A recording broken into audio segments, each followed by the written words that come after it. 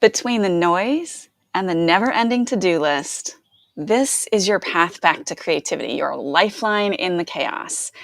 Hey friends, I am Renee Hill and welcome to From the Threshold.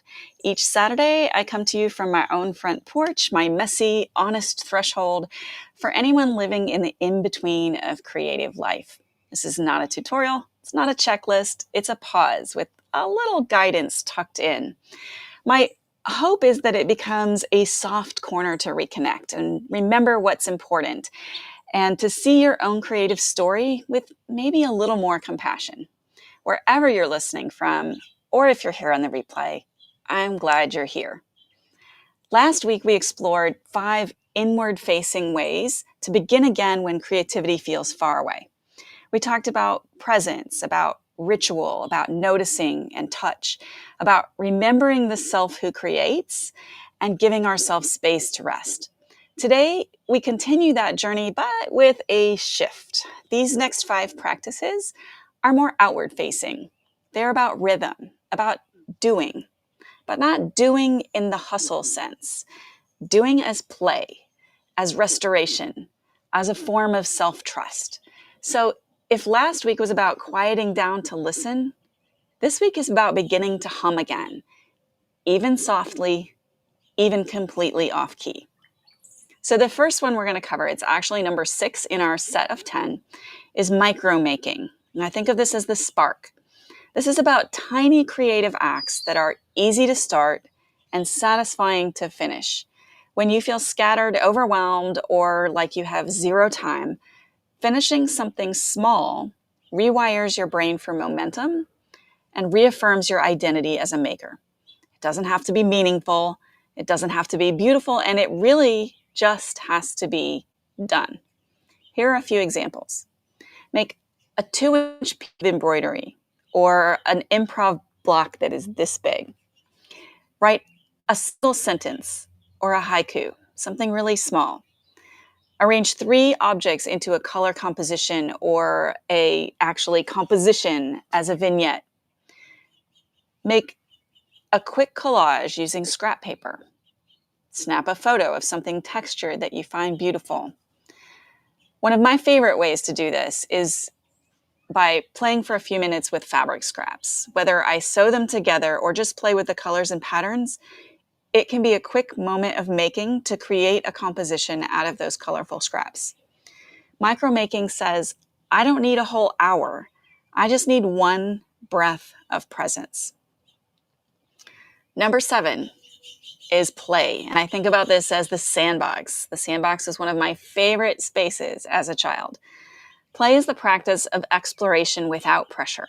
It helps us bypass fear and perfectionism, and it allows you to reconnect with your curiosity instead of your competence. We don't play to win, we play to discover, to enjoy, to experience.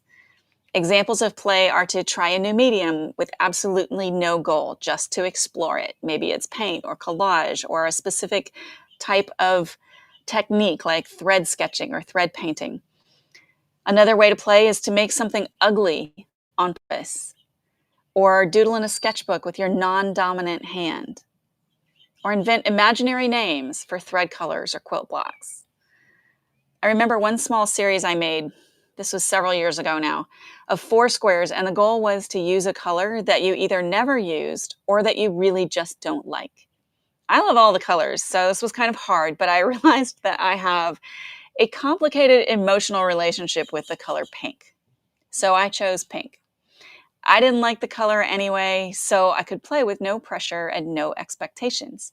It was fun, and I kept them around for a long time. I actually was going to show them to you. I looked for them this morning, and I can't find them right now. But in seasons of burnout, play brings lightness and freedom. It reminds us that there is joy belonging in the process. Number 8 is curation. I think of it as the gathering. Curation is a quiet practice of collecting what draws you in. Gathering materials or colors or images or inspiration is an act of preparation and is often the first signal of creative readiness. It's like nesting, but for makers. Some ways you might practice gathering are building a digital mood board, based on a color, emotion, a texture, or a shape. Go on a walk and find a few things on the side of your path that intrigue you. Notice what you naturally collect. Keep a visual catch-all notebook for color swatches or torn pages or quotes that you love. One artist that I have taken a course from makes all her work by beginning with a collection, a gathering of inspiration. Certainly the gathering can lead to work, but it doesn't have to. There can be creative joy in the noticing, the gathering, and the curating alone. This is creative energy without the pressure to produce. It's giving yourself something beautiful to return to. Number 9 is observation. I think about this as a mirror. This is the creative reawakening that comes from witnessing others. Sometimes seeing someone else make without polish or pretense reminds us that we want that again, that we miss it. It stirs something within us. You might watch a process video of someone making their thing. You might read a studio journal or a memoir or an artist's letter. You might revisit a creative friend's past work and let it echo something inside of you. You might leave a comment or encouragement. That connection counts. One of my favorite ways to reconnect with my creative self using observation is to go to a museum.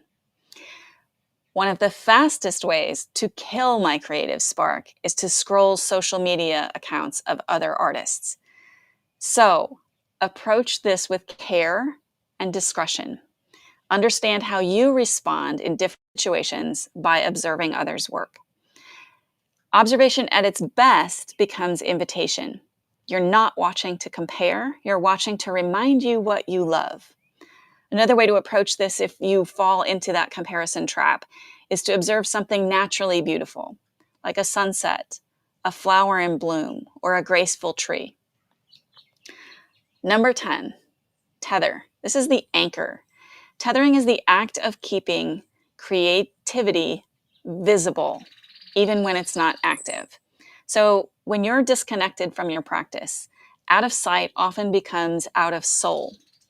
Tethering keeps that thread present in your physical space or your mental field. Here are some ways you can practice tethering. Keep a sketchbook open on your desk. Leave a needle threaded and ready where you can see it. Use a screensaver or background image that reminds you of your work. Hang a quote, a phrase, or a photo where you make coffee in the morning. Out of necessity, my art space is in the middle of my work and living space. We have an unusual living situation, and I have a large room that is my workspace, my studio space, as well as the main crossroads of our living area. I see my work all the time, which is not good for keeping my space clean, but it does remind me daily who I really am. You don't need to have your space in the middle of your living area. A small memento of your work works just as well. It works better if you're going to try to keep your house clean. Tethering doesn't demand anything. It's simply a visual or mental reminder that says, this part of me still exists. So if last week was about listening inward, this week is about stepping forward. These 5 practices, micromaking, play, gathering, observation, and tethering, don't require a full studio, a quiet weekend, or a finished product. They just ask for your presence, your permission, a moment of return. The last few weeks for me have been really crazy. I dove back into this work. I've been busy redoing a website and working on a grant proposal. I have not had much creative time. But one of the things I love that my husband does is keep fresh flowers in our kitchen. I love flowers. And something I've been doing this week is observing the flowers in my kitchen and observing the flowers in my garden. It has kept me connected with beauty and joy and color and line. Here is your invitation for the week. What is one small way that you will let creativity live with you this week? Even if you can't, quote, do anything big. Can you gather? Can you tether? Can you play? What will you choose? Tell me in the comments. I would love to know. If this reflection felt like something that you want more of, you might enjoy the Limina Letter, an email I send out every Sunday evening with thoughts about the creative life. You can sign up in the link in the description below or at liminacreative.com/letters. And of course, I will be right here again next Saturday on the threshold if you'd like to come on back. I would love to have you. Until then, stay passionately curious, my friends.